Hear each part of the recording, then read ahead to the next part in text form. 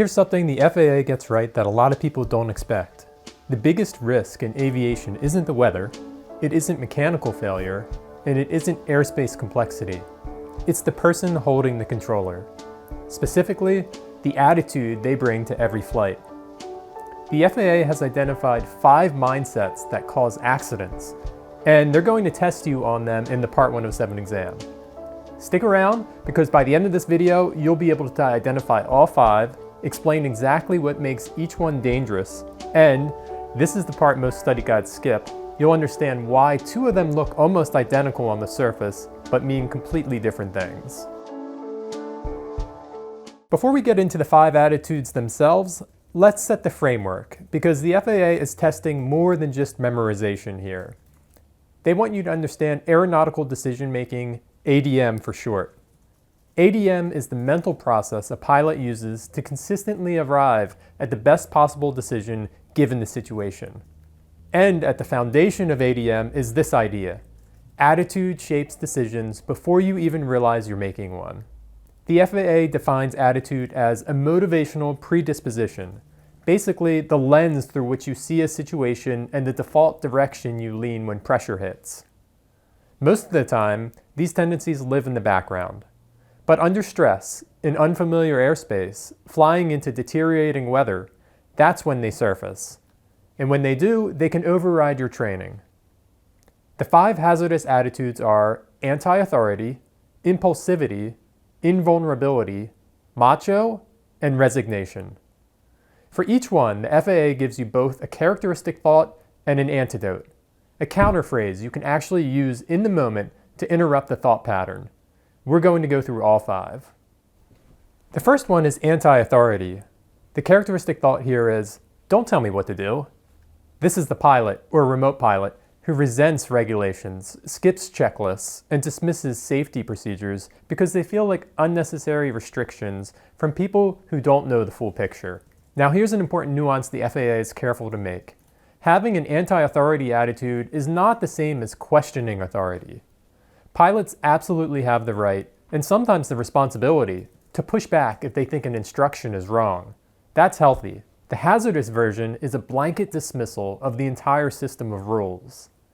The thought isn't, I disagree with this specific call, it's, rules don't apply to me. The antidote? Follow the rules. They're usually right. Not always right, not blindly right, but usually. The FAA is acknowledging that regulations exist because someone learned a hard lesson before you did. The second attitude is impulsivity. The characteristic thought, do something. Anything, now. Impulsivity is about acting before thinking, making the first available decision rather than the best one. This is especially dangerous because it feels like decisiveness. There's nothing passive about an impulsive pilot. They're engaged, they're moving, they're doing things, but they're skipping the most important part of aeronautical decision-making, the evaluation. Think about a situation where your aircraft is behaving unexpectedly.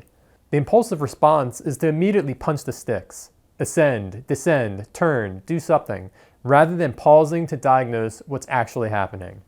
That knee-jerk reaction can turn a manageable situation into a real one. The antidote? Not so fast. Think first.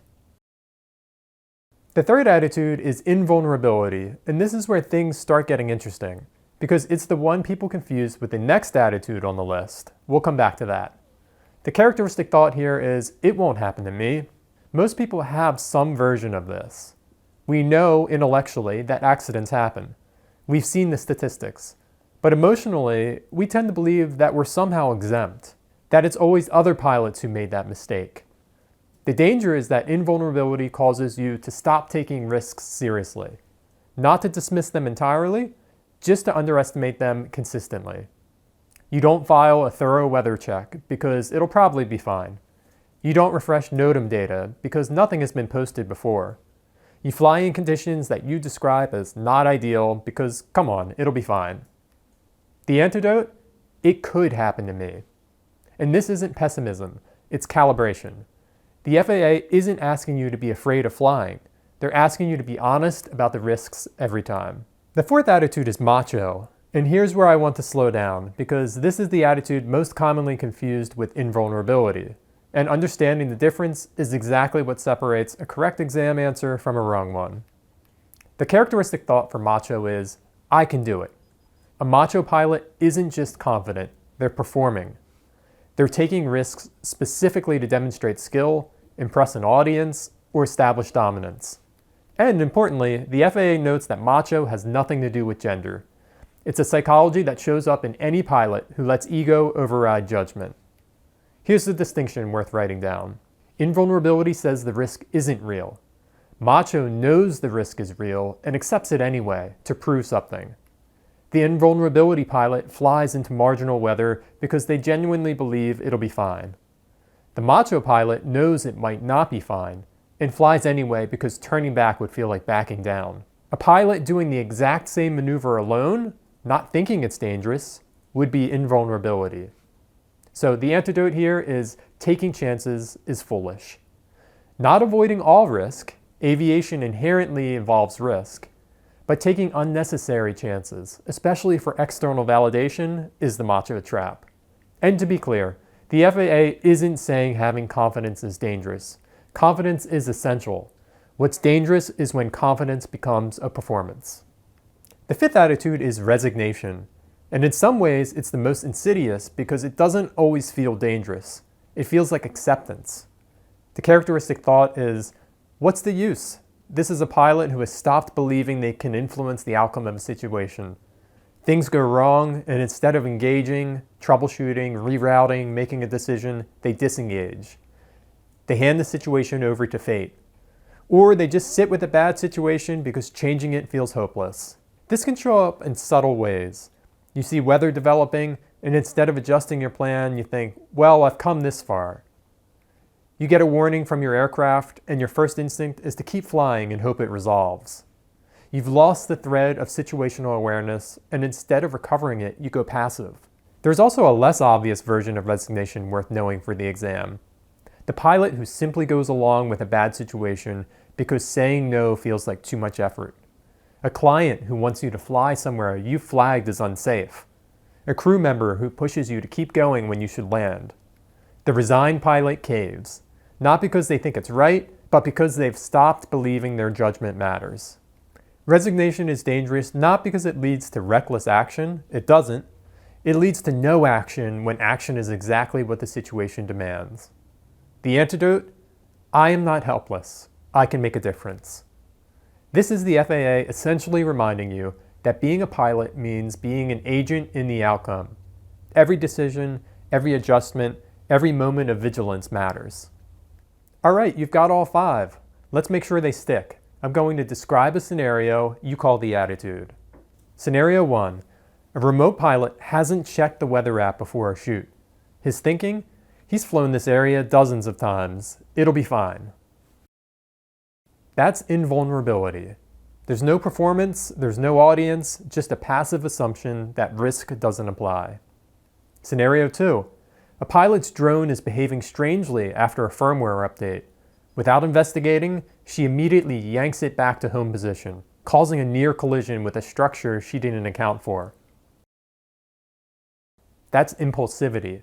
She acted before she thought, and the first available action caused a bigger problem than the one she was reacting to. Scenario 3. A pilot is told by Lank that authorization for a requested altitude is unavailable. His thought, the FAA doesn't understand this job like I do. I know what I'm doing. That's anti-authority. Not because he questioned the system, but because his baseline is that the system is wrong and he knows better. Scenario 4. A pilot is flying an event where the client is watching. She knows the light is fading, the battery is getting low, and she should land, but she pushes for one more pass to get the shot because she doesn't want to look unprepared. That's macho. There's an audience. The risk is known. The choice is made in the service of perception. Scenario 5. A pilot is mid-flight when his remote controller starts throwing low signal warnings. His response? Just keep going. There's nothing I can do at this point. It's probably fine. That's resignation. He's handed the outcome to chance rather than actively managing it. And there were actually several correct responses available to him. One of the things I think is actually useful about how the FAA frames all of this is that they're not asking you to be fearless or to suppress confidence. Every one of these hazardous attitudes starts with a trait that isn't inherently bad. Confidence, decisiveness, experience, calm. The problem is when those traits drift past their useful range and start operating without a check.